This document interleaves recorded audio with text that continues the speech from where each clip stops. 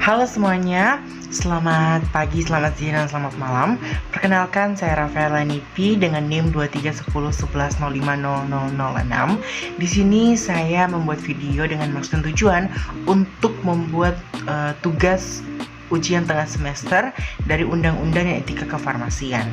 Dan sekarang saya akan menjelaskan materi mengenai kefarmasian dalam Undang-Undang Omnibus Law Kesehatan. Nah, Undang-Undang Omnibus Law Kesehatan atau Undang-Undang Nomor 17 Tahun 2023 tentang Kesehatan itu merupakan penguat kewenangan apoteker dalam upaya kesehatan masyarakat. Nah, pasalnya yang ke-320 tentang penggolongan obat merupakan RUH praktek keapotekeran yang mandiri. Ayatnya yang kelima, pasal yang ke-320 beserta penjelasannya itu merupakan lompatan pelayanan keapotekeran di Indonesia sejajar dengan negara maju.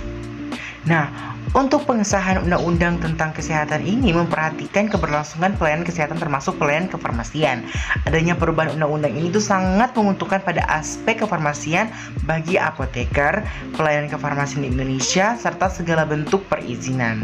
Nah, pada pengesahan Undang-Undang Nomor 17 Tahun 2023 ini tentang kesehatan, ada beberapa poin yang disempurnakan dan terkait juga dengan kefarmasian di dalam undang-undang ini, yaitu yang pertama, fokus pengobatan menjadi pencegahan. Nah, pemerintah mau bahwa supaya masyarakat Indonesia ini tidak hanya fokus pada pengobatan, tidak hanya fokus untuk mengobati diri mereka sendiri, tapi bagaimana cara pemerintah itu untuk tetap masyarakat Indonesia bisa melakukan pencegahan dari awal. Jadi penyakit yang akan diderita itu tidak semakin parah, dan juga bila dicegah lebih baik karena mengobati itu mungkin sangat mahal biaya untuk pengobatannya. Dan juga dari industri kesehatan yang bergantung ke luar negeri itu menjadi mandiri, dan yang ketiga yaitu dari perizinan yang rumit itu menjadi dan lama itu menjadi mudah dan cepat. Nah, adapun dampak Undang-Undang Nomor 17 Tahun 2023 ini itu dimaksudkan itu membawa dampak dan perubahan bagi kualitas pelayanan kesehatan, termasuk juga di bidang kefarmasian di Indonesia. Nah, melalui undang-undang ini diharapkan memberi keuntungan tambahan bagi pelayanan kefarmasian di Indonesia, dan juga dampak yang mungkin diperoleh lainnya itu seperti penyebaran apoteker yang lebih merata, dan juga menurut data Kementerian Kesehatan yang dilansir dari data box katadata.co.id, tenaga kesehatan di Indonesia itu mencapai 1,4 juta orang pada tahun 2022. Nah, adapun pasal yang merugikan di Undang-Undang Kesehatan, yaitu yang pertama, komponen kefarmasian tidak termasuk dalam organisasi rumah sakit. Yang kedua, tenaga non-kefarmasian dapat melakukan praktik kefarmasian. Yang ketiga, obat bebas resep dapat diperoleh dari sumber lain. Yang keempat, praktik kefarmasian dapat dilakukan oleh siapa saja yang disebut sebagai tenaga kefarmasian.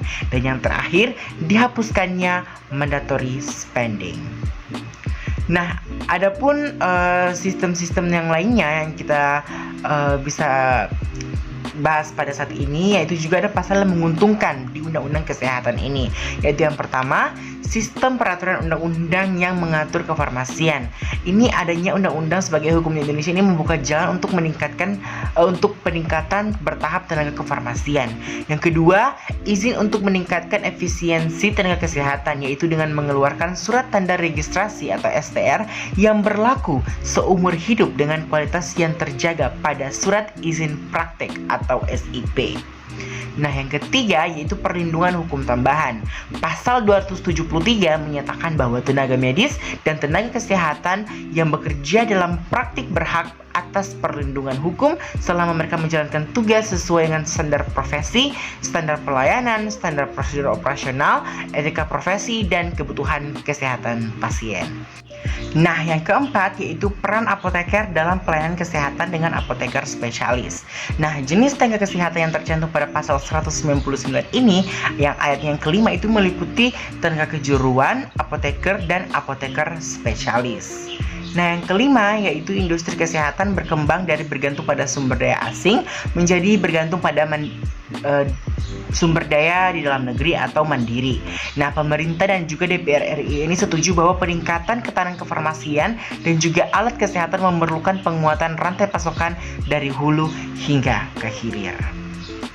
Nah, pengesahan Undang-Undang Nomor 17 Tahun 2023 ini tentang kesehatan merupakan langkah yang sangat positif, yang dimana ini bisa meningkatkan kualitas pelayanan kesehatan, termasuk pelayanan kefarmasian di Indonesia.